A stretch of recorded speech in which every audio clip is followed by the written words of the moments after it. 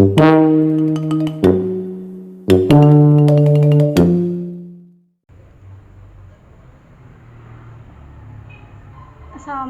warahmatullahi wabarakatuh. Halo, nama saya Sufiana, NIM 205222025. Pada video kali ini saya akan membahas buku Metodologi Studi Islam. Saya juga akan membahas mengenai resensi buku tersebut. Yang pertama ada sinopsis. Buku ini menyajikan pandangan komprehensif tentang studi Islam, menjelaskan berbagai metode dan pendekatan yang digunakan dalam memahami agama Islam secara mendalam, mulai dari interpretasi teks suci seperti Al-Quran dan hadis hingga analisis sejarah, filosofis, dan empiris. Pembaca diperkenalkan dengan kerangka kerja konseptual yang penting dalam studi agama. Selain itu, buku ini menyoroti peran ormas Islam dalam pengembangan perbankan syariah dengan memberikan pandangan yang berbeda-beda namun berakar pada prinsip-prinsip agama yang sama. Selanjutnya ada identitas buku. Buku ini berjudul Metodologi Studi Islam yang ditulis oleh Neneng Nur Hasanah, Amruwah Hayatuddin, dan Yayat Rahmat Hidayat. Merupakan cetakan pertama pada tahun 2018 dan diterbitkan oleh Amzah. Terdiri dari 272 halaman dan berisi 10 bab. Di sini saya akan mengulas sedikit isi dari buku tersebut. Pada bab pertama berjudul Metode dan Metodologi dalam Studi Islam, membahas tentang keragaman metode yang digunakan dalam mempelajari agama Islam. Studi Islam mencakup berbagai aspek seperti teologi, sejarah, hukum, filsafat, etika, budaya, dan seni Islam dengan tujuan untuk memahami agama Islam secara menyeluruh. Metodologi yang digunakan dalam studi Islam sangat beragam, mulai dari pendekatan interpretasi teks suci seperti tafsir Al-Quran dan hadis, hingga analisis sejarah, filosofis, dan empiris untuk memahami pengaruh Islam dalam kehidupan sehari-hari. Tujuan dari metode ini adalah untuk mencapai pemahaman yang mendalam tentang agama, menghubungkan ajaran Islam dengan kehidupan sehari-hari, dan memberikan perspektif dalam menghadapi isu-isu kontemporer. Nah, pada bab 2 ini berjudul Pendekatan dalam Studi Islam. Di dalamnya menjelaskan bahwa dalam mempelajari agama termasuk Islam, kita perlu menggunakan berbagai cara atau sudut pandang untuk lebih memahaminya. Cara-cara ini meliputi memandang agama sebagai keyakinan, memahami bagaimana agama itu mempengaruhi masyarakat, dan lain sebagainya.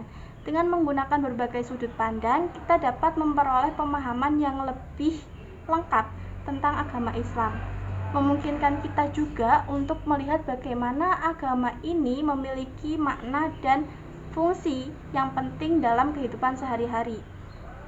Pada bab 3 berjudul Memahami Islam sebagai Objek Penelitian.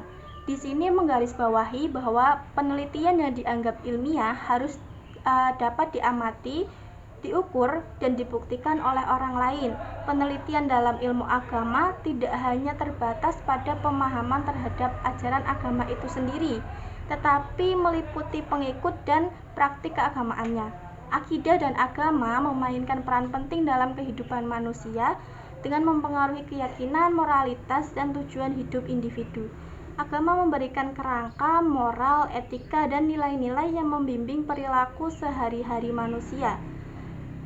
Dalam studi Islam, metodologi memastikan pendekatan yang sistematis dan objektif dalam memahami ajaran, praktik, dan dampak Islam. Studi tentang Islam harus melibatkan berbagai aspek seperti apa yang dipercayai, bagaimana hubungan sosialnya, bagaimana budayanya mempengaruhi masyarakat muslim di seluruh dunia. Selanjutnya pada bab 4 berjudul Islam sebagai Agama Wahyu, menjelaskan bahwa secara etimologis kata Islam itu berasal dari kata yang memiliki arti patah, tunduk, taat, dan berserah diri kepada Allah Subhanahu wa Ta'ala.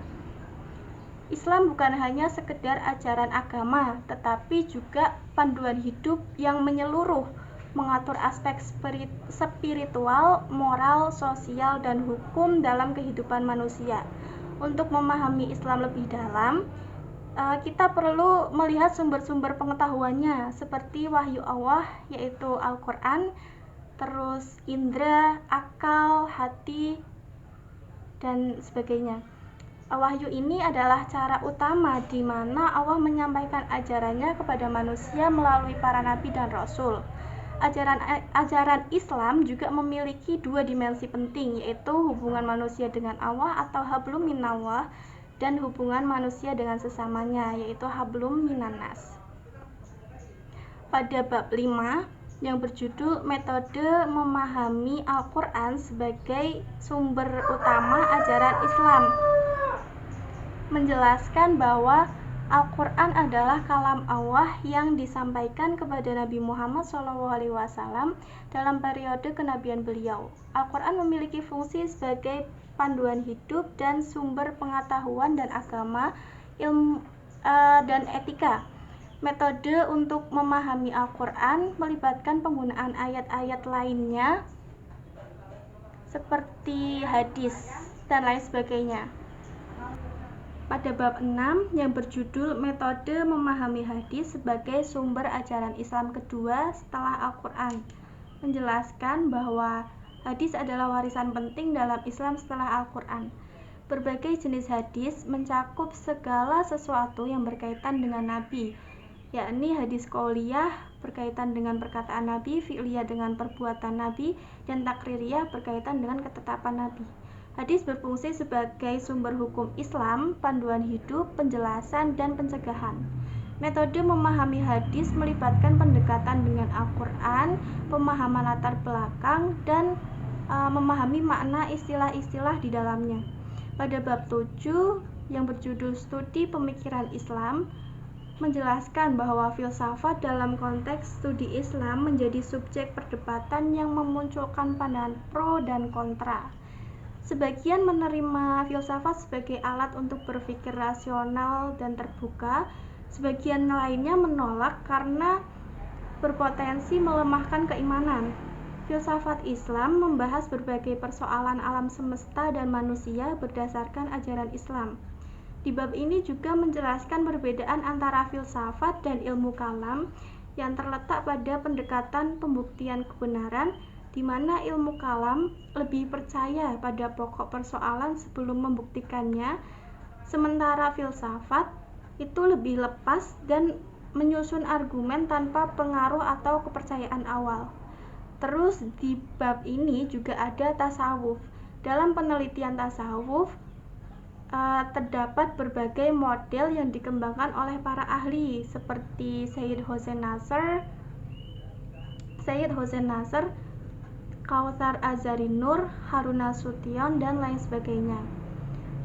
Pada bab 8 yang berjudul Studi Kawasan Islam, terdapat istilah Islamic Studies.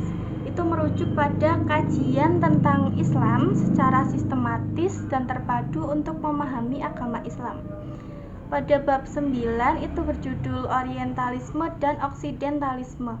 Nah, orientalisme itu adalah cara pandang barat terhadap timur, terutama dunia Arab dan Islam. Pandangan ini seringkali dipengaruhi oleh kepentingan politik, sosial, dan budaya barat. Sebaliknya, oksidentalisme adalah cara pandang timur terhadap barat. Orientalisme telah ada sejak zaman Yunani kuno, tetapi bentuk modernnya mulai muncul di Eropa pada abad ke-18. Sementara itu, oksidentalisme muncul sebagai reaksi terhadap dominasi barat dan sebagai upaya untuk membangun identitas budaya di timur. Selanjutnya, bab terakhir atau bab 10 itu berjudul Studi Islam Kontemporer, Fatwa Ormas Islam dan Pengembangan Perbankan Syariah. Dalam bab ini dapat disimpulkan bahwa ormas-ormas Islam secara bertahap telah mengeluarkan fatwa terkait pengembangan perbankan syariah. Meskipun fatwa-fatwa tersebut mengharamkan riba, namun tidak secara tegas mengharuskan anggotanya untuk bermuamalah di bank syariah atau lembaga keuangan syariah lainnya.